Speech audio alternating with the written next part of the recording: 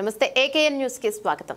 PV ఆర్థిక సంస్మరణలతోనే దేశాభివృద్ధి అనే ఢిల్లీ నుంచి గల్లీ వరకు ఒకే నినాదంతో ఒకే విధానం అవలంబిస్తున్న కాంగ్రెస్ పార్టీ దేశ మాజీ ప్రధాని పీవీ నరసింహారావును అవమానపరిచిన చరిత్ర ఉందని పెద్దపల్లి జిల్లా పరిషత్ చైర్మన్ పుట్ట మధుకర్ ఎద్దేవా చేశారు. శుక్రవారం భారతరత్న మాజీ ప్రధాని బహుభాషాది కోవిదుడు పీవీ నరసింహారావు జయంతిని పురస్కరించుకుని మంతని పట్టణంలోని పీవీ కాంస్య విగ్రహానికి ఆయన పూలమాల వేసి నివాళులర్పించారు. ఈ సందర్భంగా ఆయన మాట్లాడుతూ ఆనాడు ఆర్థిక సంస్కరణలు తీసుకువచ్చి దేశ ఆర్థిక వ్యవస్థలో మార్పులు తీసుకొచ్చిన ఘనత పీవీకే దక్కిందన్నారు. కార్యక్రమంలో జెడ్పీటీసీ సభ్యురాలు తగరం సుమలత, శంకర్లాల్, మాజీ vice chairman councillor Arepalli Kumar, councillor Sammaiah, పట్టణ పార్టీ అధ్యక్షుడు బత్తుల సత్యనారాయణ, మండల పార్టీ అధ్యక్షుడు ఏగోలపు శంకర్ గౌడ్, సీనియర్ నాయకులు తగరం శంకర్లాల్, మాజీ వైస్ ఎంపీపీ వేల్పుల గట్టయ్య, నాయకులు తదితరులు పాల్గొన్నారు. రెండవ శాసనసభ్యుడు తెలంగాణ నుంచి ఉమ్మడి ఆంధ్రప్రదేశ్కు ముఖ్యమంత్రిగా, దక్షిణ భారతదేశం నుండి మొదటిసారి ప్రధానమంత్రిగా మంత్రిని పేరును ప్రపంచవ్యాప్తంగా వినిపించినటువంటి ఆర్థిక సంస్కరణలు తీసుకొచ్చినటువంటి బహుభాషా కోవిదులు, పెద్దలు, పూజ్యులు, కీర్తిశేషులు పీవీ నరసింహారావు గారి జయంతిని ఇవాళ జరుపుకోవడం, వారి కాంస్య విగ్రహానికి పూలమాలలు వేయడము మా అదృష్టంగా భావిస్తూ ఉన్నాం.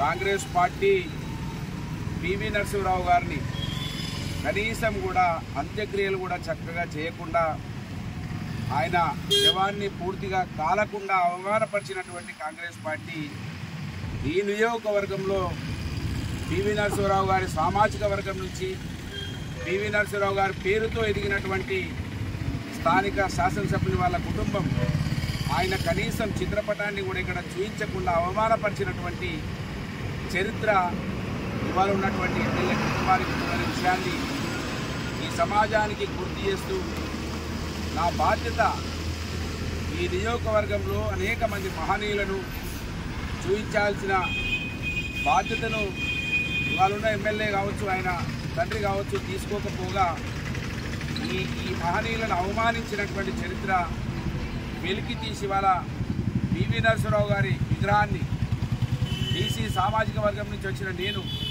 కాంస్య విగ్రహాన్ని పెట్టి గౌరవించినటువంటి చరిత్ర కాంగ్రెస్ ఏతరులకే ఉన్నదనే విషయాన్ని గమనించాలి.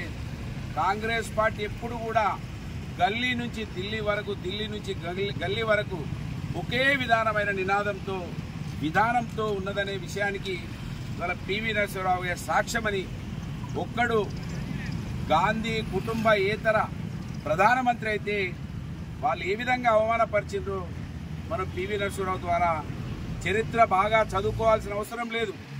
పీవీ నరసింహారావు గారిని అగౌరవపరిచినటువంటి విషయాన్ని, బాబాసాహెబ్ బిఆర్ అంబేద్కర్ గారిని అవమానపరిచినటువంటి విధానాన్ని చూస్తే మనకు అర్థమవుతుంది. కనుక కాంగ్రెస్ పార్టీ అయితే వాళ్ళే ఉండాలి, ఇంకా వాళ్ళు తప్ప ఎవరు ఉండద్దనే ఒక నినాదంతో పోయింది. కనుక ఇవాళ పీవీ నరసింహారావు గారి పుణ్యాన ఈ దేశం ఈ విధంగా పరుగులెత్తుతూ ఉన్నదంటే, ఇవాళ మోదీ గారు కూడా గొప్పగా మేము 5వ స్థానానికి వచ్చిన 3వ స్థానానికి ఆర్థికంగా ఎదగబోతూ ఉన్నామని చెప్తా ఉన్నాడంటే కారణం ఆ రోజు పీవీ నరసింహారావు గారు తీసుకొచ్చినటువంటి ఆర్థిక సంస్కరణలు అనే విషయాన్ని మరి చెబుతూ వారికి నివాళులు అర్పించేటువంటి ఒక గొప్ప అవకాశం ఆ రోజు బీఆర్ఎస్ పార్టీ ఎమ్మెల్యేగా గెలవడం వలన, ప్రజలు ఆశించి నన్ను ఒకసారి ఎమ్మెల్యే చేయడం వలన ఇవాళ ఆయన చిత్రపటం ఇక్కడ కనబడతా ఉన్నదనే విషయాన్ని గుర్తు చేస్తూ, వారి జయంతిలో పాల్గొన్నటువంటి మా కుటుంబ సభ్యులందరికీ హృదయపూర్వకంగా శుభాకాంక్షలు. జై తెలంగాణ, జోహార్ పీవీ నరసింహారావు.